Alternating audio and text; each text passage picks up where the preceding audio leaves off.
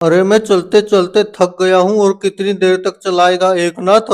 भाजपा वाले अब अपनी नहीं सुनेंगे, मान ले मेरी बात। जल्दी जल्दी चलो, बस पहुंच ही गए हैं। अजीत दादा, देवेंद्र भाई अपने इंतजार में खड़े हो, क्यों कर रहे हो आप चिंता इतनी ज्यादा? अरे 57 विधायक मेरे पास है और 41 है आपके पास। अपनी नहीं सुनेंगे तो और किसकी सुनेंगे? चिंता मत करो अजीत दादा, आपको उप मुख्यमंत्री और मुझे मुख्यमंत्री के रूप में चुनेंगे। अरे इतनी बड़ी बड़ी डिंगे क्यों हाँक रहे हो एकनाथ? मुझे तो लग रहा है वो मुख्यमंत्री खुद बनेंगे और अपना लेंगे केवल साथ। मुझे तो लग रहा है भाजपा अपने साथ कर गई खेल। अगर उनकी बात नहीं मानी तो अपने को भेज देंगे वो जेल। अरे कैसे हो देवेंद्र भाई? महाराष्ट्र में अपनी सरकार बनने पर आपको बहुत बहुत हो बधाई। आओ आओ एकनाथ, बहुत बहुत हो आपको भी बधाई। अच्छा अजीत दादा भी आए हैं आपके साथ, उदास उदास लग रहे हैं, क्या हो गई ऐसी बात? अरे इनको भी है एक चिंता देवेंद्र भाई, कल रात को ही मुझको इन्होंने बताई। इनका भी है एक सपना कि महाराष्ट्र पर कभी तो और पूरी तरह से राज अपना। ओहो अजीत दादा और एकनाथ,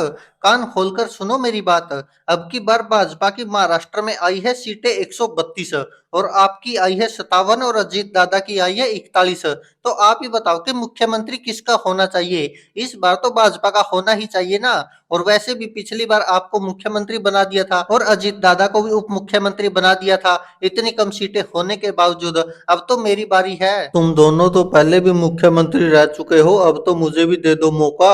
इंडिया गठबंधन में तो उद्धव ठाकरे और शरद पवार थे मेरे ऊपर, उनके रहते हुए मैं कभी मुख्यमंत्री बन ही नहीं पाता। अब अगर आप लोगों के साथ आया हूं तो आप दोनों मुख्यमंत्री की दौड़ में सबसे आगे हो, तो मेरा क्या होगा? अरे आपकी बात तो ठीक है अजीत दादा, लेकिन अगर आपको मुख्यमंत्री बनना था तो सीट लेके आनी थी हमसे ज्यादा। अरे अब तो मुझे भी ऐसे लग रहा है कि महाराष्ट्र का मुख्यमंत्री बन नहीं पाऊंगा, क्योंकि ये देवेंद्र फडणवीस बनेगा मेरे राह में बाधा।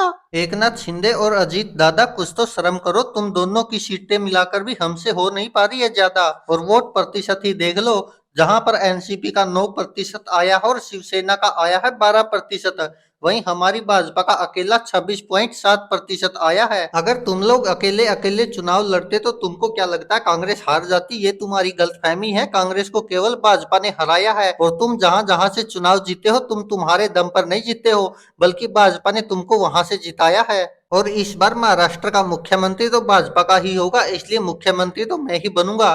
तुम्हारे पास तो उप मुख्यमंत्री बनने का एक बार फिर से मौका आया है। अरे अजीत दादा, ये तो आपका कथन बिल्कुल सच साबित हो गया। भाजपा तो हमारे साथ कर गई खेल और हमारा निकाल दिया इन्होंने तेल। आप देख रहे हैं किस तरह से हमको धुतकार रही है। आपको याद है पिछली बार तो जब समर्थन मांगा था तो हमको मुख्यमंत्री बनाया था, और अब की बार तो उप मुख्यमंत्री बनाने के लिए भी कह रही है कि ये तुम्हारे पास सुनहरा मौका है। आपने सही कहा था, भाजपा हमको धोखा दे गई, हमारा फायदा उठा गई, हमारी पार्टियां भी तोड़ दी और हमारे को अब मुख्यमंत्री भी नहीं बनने दे रही है। आपने जो कहा था बिल्कुल सच साबित हुआ, भाजपा ने तो हमको धोखा दे दिया।